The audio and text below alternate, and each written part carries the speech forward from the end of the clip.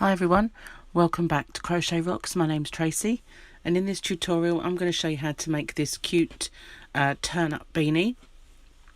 This one is for 4 to 6 years.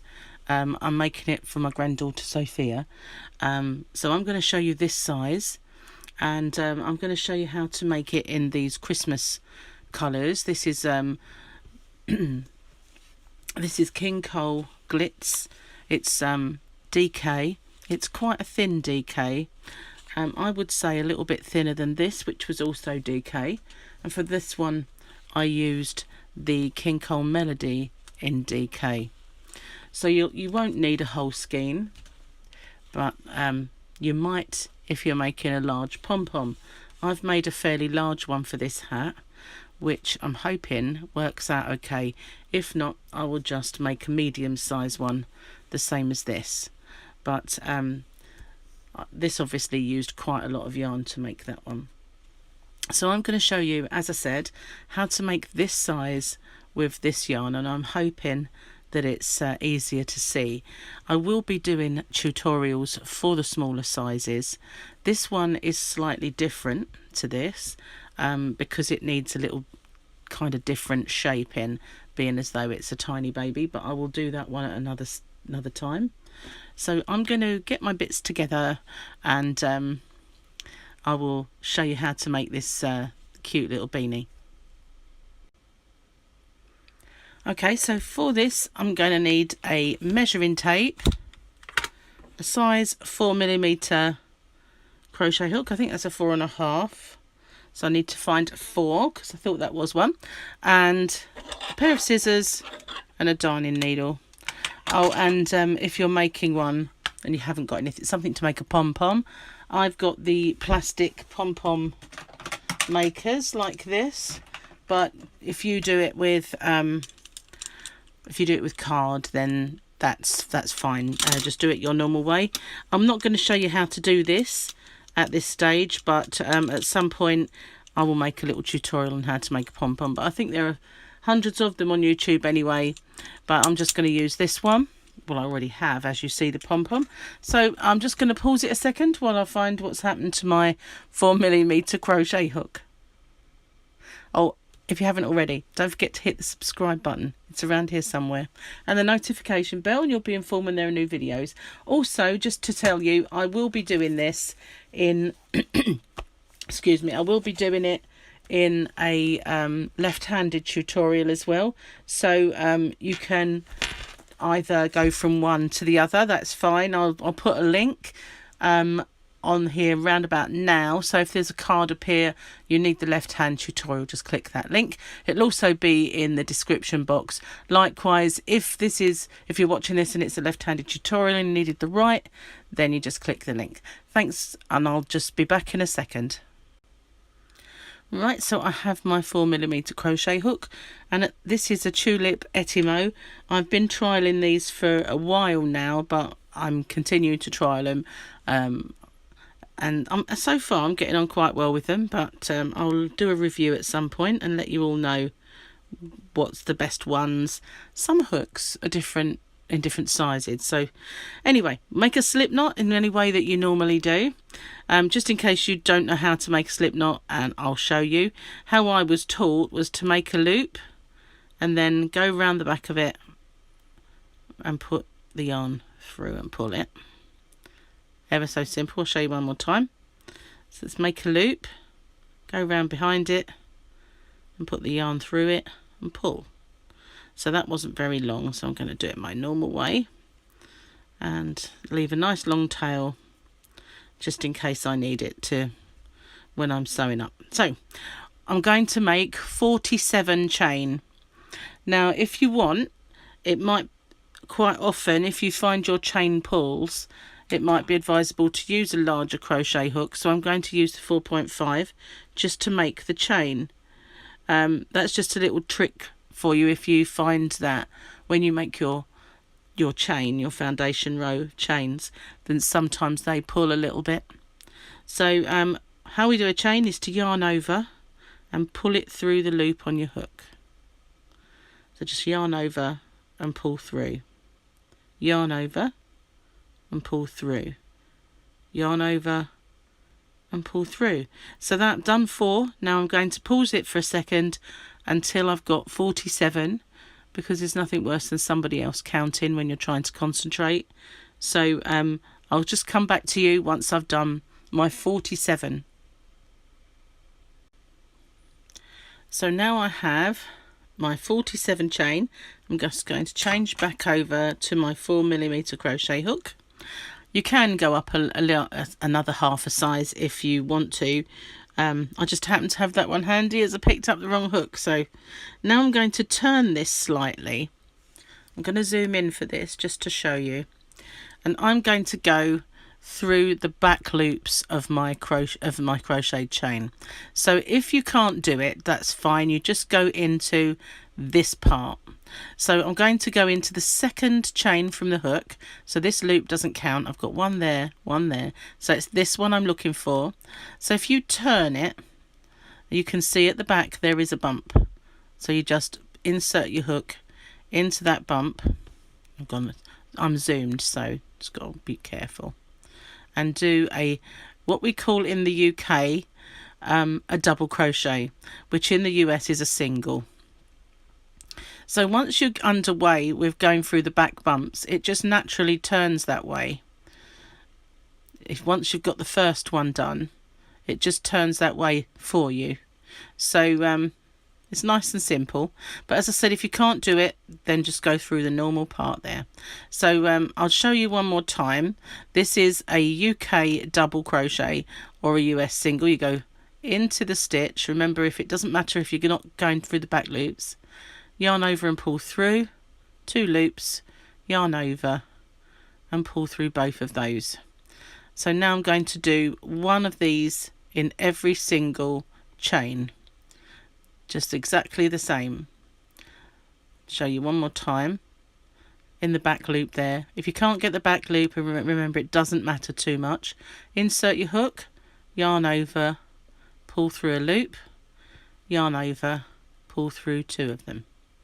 And that's it. So we're going to do 1 in each stitch all the way along. So at the end of this, you should have 46 stitches once you've been through every single one of these chain.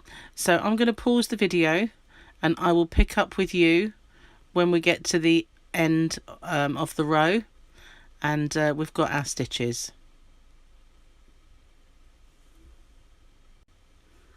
Okay, so I've gone into my very last one and now I'm just going to chain 1 and I'm going to cinch that chain right down so there's no confusion whether it's a stitch or not.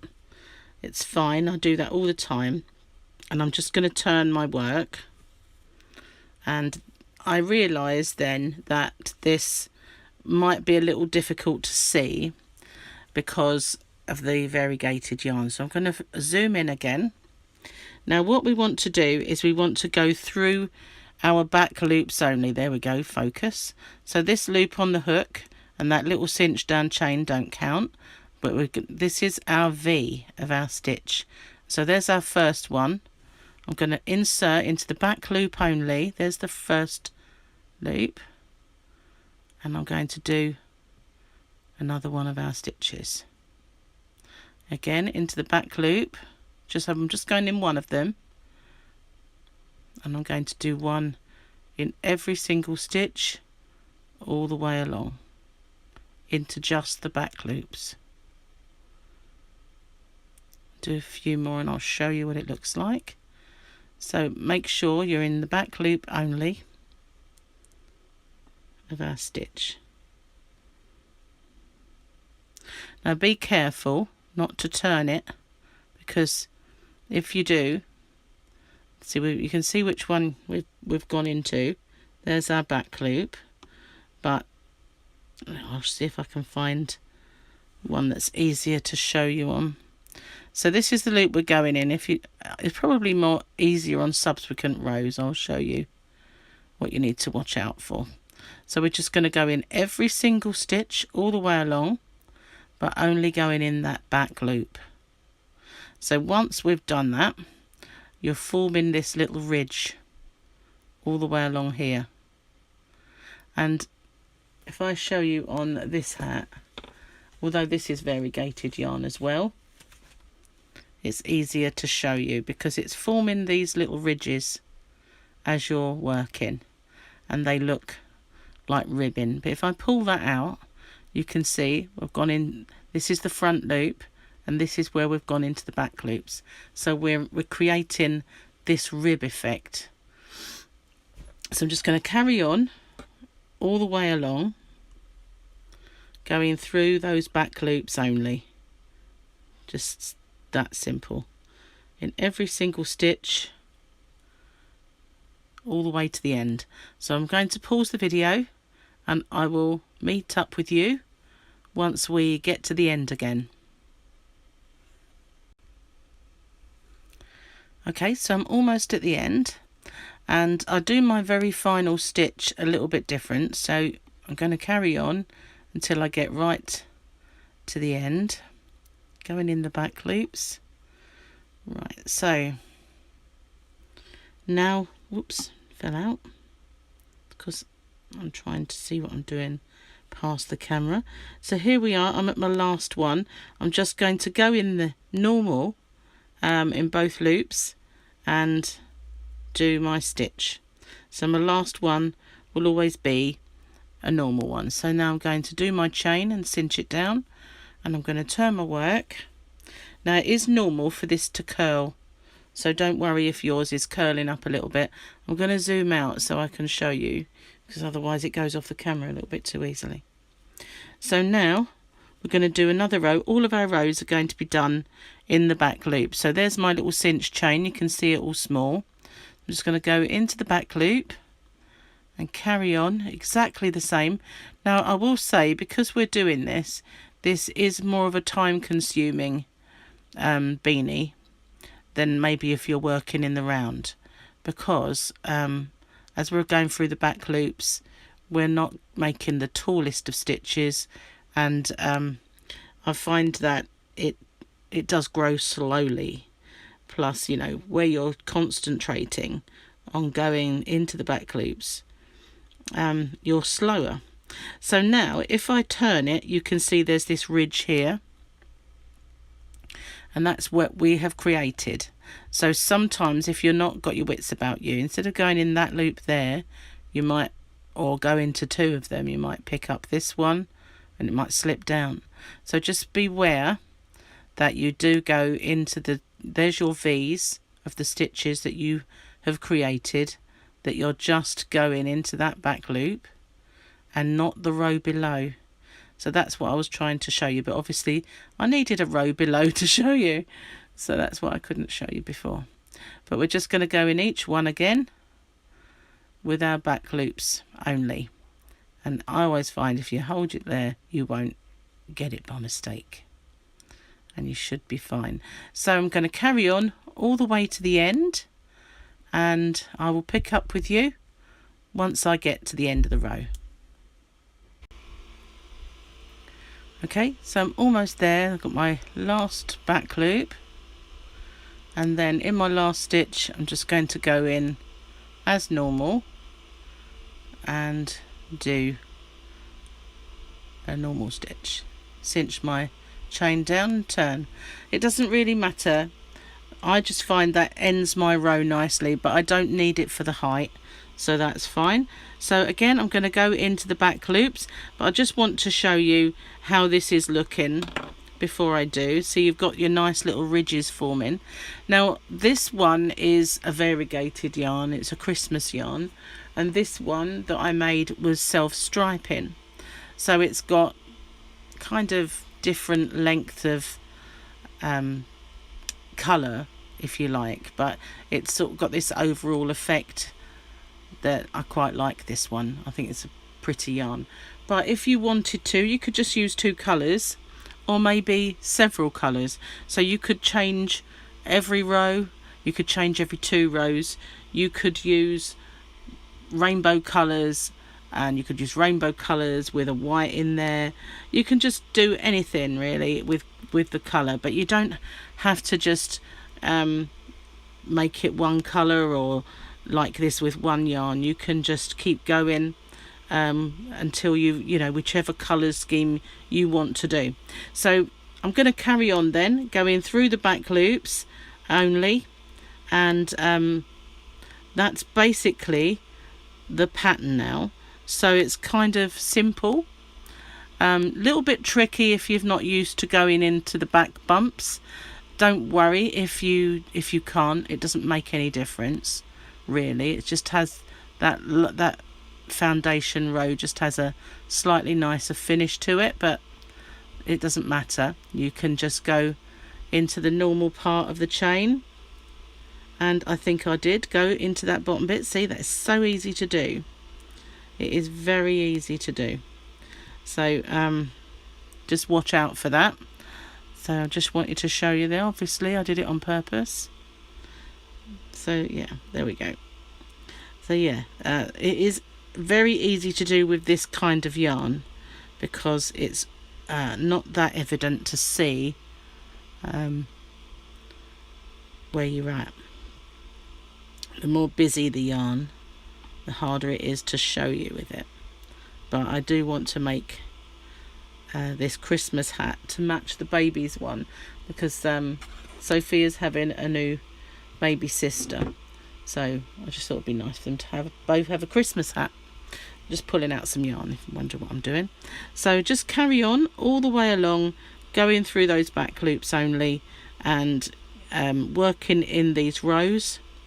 I'll just pause it a second. Pause my crochet for a second, not my video. So now you want to carry on. Roughly you'll find that you will have about 80 rows. It depends on the yarn. This one I think it was about 38 rows, because basically you need it to, once you've finished, to measure approximately 40 centimeters. Now this yarn is very drapey, very drapey. I'll show you on the baby hat. Slightly different pattern, but it's got a lot more stretch. This is a lot sturdier, if you know what I mean. It's kind of got, if you hold it, it keeps its shape a great deal more than this one's a bit more floppy and a bit more drapey. So I find there it's looser. So I would say maybe this one I'm going to do about 38 inches. Oh, sorry, centimeters, not inches. But you can judge it really. So also this is for a 4-year-old. This is 4 to 6. So I don't really want it to be huge on her. So that's what you just need to carry on now until your work measures around 40 centimeters. So that's roughly about 80 rows. So, and you can count that quite easily by the ridges. You've got 1 ridge, 2 ridge, you'll have 40 of them, but maybe 38. It just really depends. Keep your measuring tape handy, and you want it to sort of be around 40 centimeters, which is quite big. But remember then, if I show you on this hat, you will lose a little bit at the gather, and then you've got this turn up. So it does seem really long. It's hard to show you on the camera because it's, but then once you've got your turn up, it's actually not. So that's why it does seem rather long. But carry on working through those back loops and going up in your rows until your work measures your desired amount. And I'd say between 38 to 40 centimeters. I'm going to do 38 on this one, as I said, because it's a much more give-in yarn than the other one. So thanks. I'm going to pause it now, and I'll pick up with you when we get to the right length. Right, so I've actually got mine measuring at 39, so well, near enough 40, 39.5. So I've more or less done my 40 centimeters. So this is how it's going to look once you're done.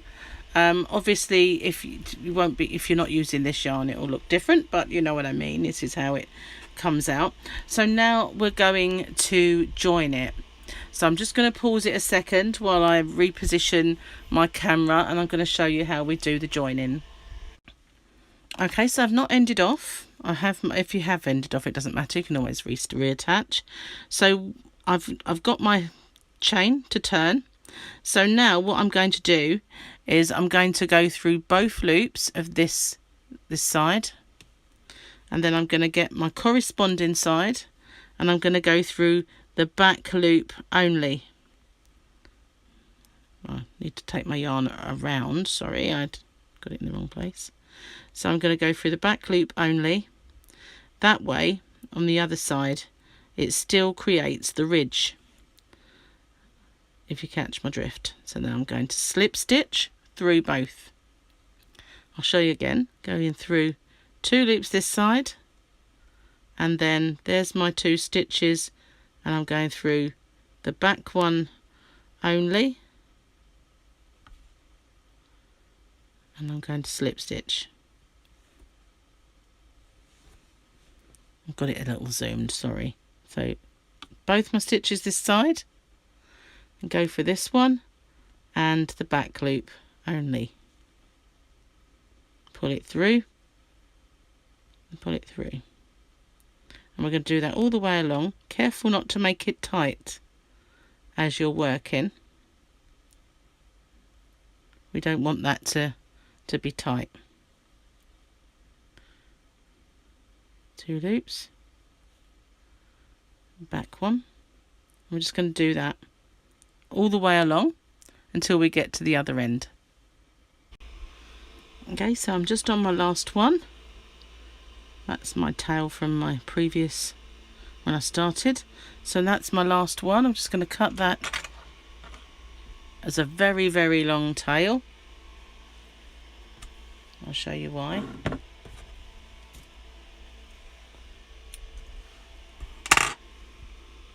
There we are. Just going to end off in the usual way of doing a chain and pulling it all the way through, cinching it down. Now, when I was joining, I had a break in my yarn, so I've got this end here and this noose part, but you won't have that. I just ended up, I don't know why, there was a break in the yarn, so I'll sort that out as I go, don't worry about that. So now this is how it looks. You just got a long tube. So this will now be the turn up, and this will be the gather at the top here. It's hard to see, I know, with this yarn being Christmassy, but that's how it's going to look. So I'm now going to show you how to do the top part. So I'm just going to pause the video a moment while I get ready. Okay, so I got rid of those tails. That's what I wanted to do, was just to make sure that all of that was gone, so it wasn't confusing with all these ends. But as you can see, this is how it looks this side, and the only reason that I think you can see this join is because of the type of variegated yarn that I'm using.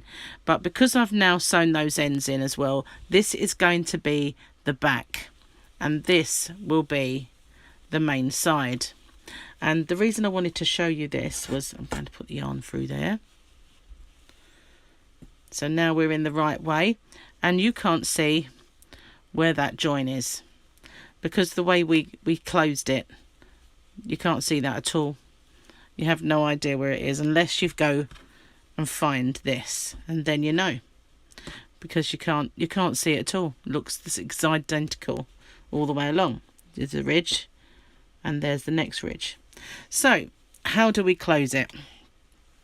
So this is my very long tail that I left, and I'm going to just insert my hook and pull up my loop. So now we're ready to go. So I'm going to miss this ridge, and I'm going to go in this one and do a slip stitch and pull it through, and I'm going to miss this ridge, go into this one, do a slip stitch and pull it through. Now you can do it this way, or you can use a darning needle, and this is the way that I use mostly, but I wanted to show you the other way. It really does depend on what you want to do. Now remember, once you've done it, you're going to have a huge pom-pom disguising your top. So exactly the same way Ignore this ridge and go through to this one.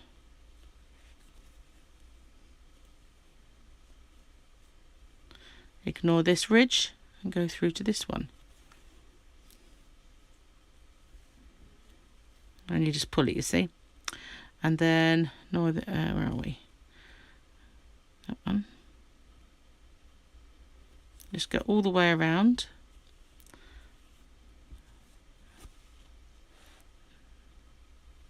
Catching every other ridge.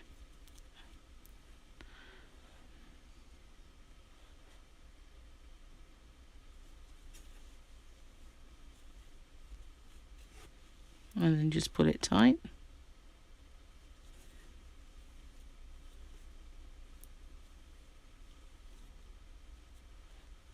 Did I go through my yarn there? Made a loop. There we are. So it'll pull like this. And it pulls it nice and tight. You can even, if you want, just do it like this.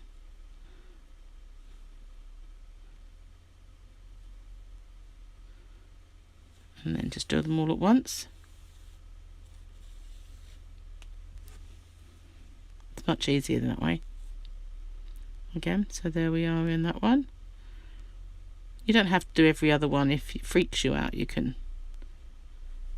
go in any of them.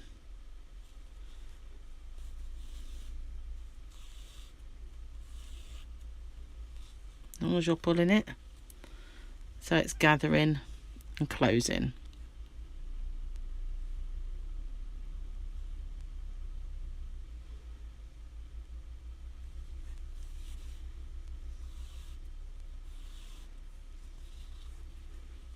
Remember, if it looks messy at the top, it doesn't really matter. We're now in the right side on the outside. Wrong side's on the inside. Put nice and tight.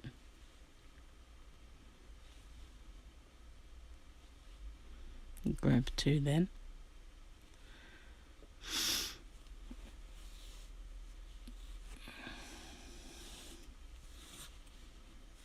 It's getting harder to see, isn't it? Because we're closing it right up now. Almost there. There will be a hole. Don't worry about that. It's no problem at all. You won't be sort of feeling it or seeing it. So here we are. Just need to pull it as tight as you can to close that up. That'll do me. I can get my finger in there, but that's no problem. So now, remember, you aren't going to see this.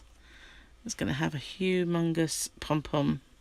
Well, it doesn't have to be humongous, of course. It can be a medium size or any size pom-pom. Right, so that's now closed. So I'm just going to cut a tail. I'm going to bring that up through the pom-pom so it's no problem at all. You won't see it. So just stuff that inside for now. Now, here's my pom-pom. And I left my tails on there. One of them's doubled over. So if I cut that. So I should have 4 strands. Now what I try to do is I get my darning needle and I thread one of them. And I try to go at 4 corners, if you like. You don't have to do that, but I try to get that so that it's like in different, different places. And then it helps to thread all your needle up the right way. I won't edit that out. I know everybody likes my mistakes. Wouldn't be me if I didn't make the odd one. So then I just pop that in there. And pull it through. Normally I have a longer tail on my pom-poms, so pull that through carefully so I don't pull it out. Go to find another one. So let's see what we got. 1, 2, 3, 4. So that one can go over there. And just separate these. You don't have to be so picky as I am. I just try and get it central. Thread that part. It helps to have thumbnails, so we can see where that one's gone in. So we'll try and find another part to pop that one on the inside. And just pull this one through. Turn it slightly. I've got two more. This one.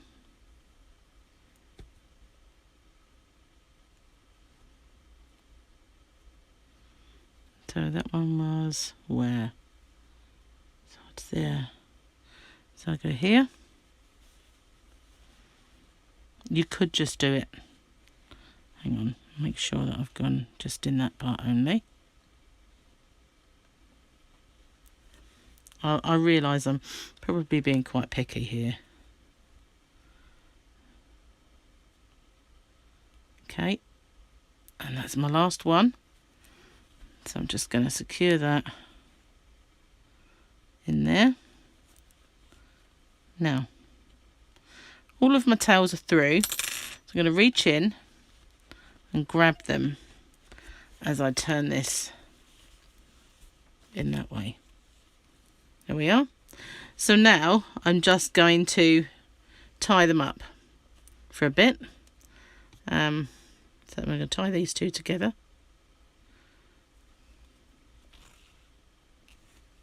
As tight as I possibly can.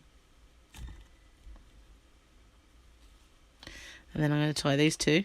That's actually an end. Can incorporate it. And tie these two together. Then I'm going to do it this way. And this is where I hope when I turn it in the other way, it doesn't look awful because I've secured it. And it would be a nightmare if I didn't like it, wouldn't it? It was when I brought a pom-pom, a big fluffy one for the other hat, and I secured it and I didn't like it. So that was a nightmare to try and figure out how to get that off. So there we are, and I like it. That's cool. So now all that needs to be done is this turn up. See what I mean about it's quite a big hat, really. It's sort of quite drapey yarn. So there we are. We've got our pom-pom. We've got our hat, and it sits nice. I'm quite happy with that. It's hard to show you because I can't zoom out. If I lift it, there we are. Does look kind of cool. I like that pom-pom. It may be giant, but that's fashionable now, isn't it? So all that I need to do now is to grab these tails and bring them up through the pom-pom and cut them off. So that's quite easy, but you don't need to see me do that, I don't think. It's just grabbing the darning needle and pushing them up through the pom-pom and then just snipping them. I will say I'm not the world's best pom-pom trimmer. I did think I did really well with this one, although, as I just said, I'm not the world's best pom-pom trimmer. Every now and then I'll find a bit that I think, oh, gotta get rid of that. Some people are brilliant at it, but I do admit that I leave a little bit to be desired when it comes to trimming pom-poms.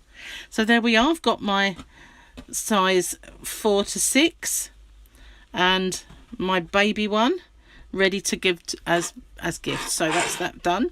Now the next tutorial I do will be a baby size because I want to make, as I've made 2 Christmas hats, one baby and one 4 to 6. I want to make 2 like this, but I won't use this yarn. It's not baby yarn. It's nice and soft. You wouldn't dislike it. But for a newborn baby, I'm going to use this one, this James C. Brett baby marble. So the next tutorial I do in these hats will be this size, which is see, I found another one. I believe this one was 0 to 3 months, because when the baby's born around Christmas time, she's going to be about 2 months old, 6 weeks, 2 months old. So I didn't want it to be kind of tiny newborn. Having said that, this yarn is, as I say, very drapey, so it will stretch. So anyway, thank you so much for watching. Watch out for the next tutorial and for the left-handed tutorials that I'll put up as well. So thank you so much for watching. Bye for now, everyone.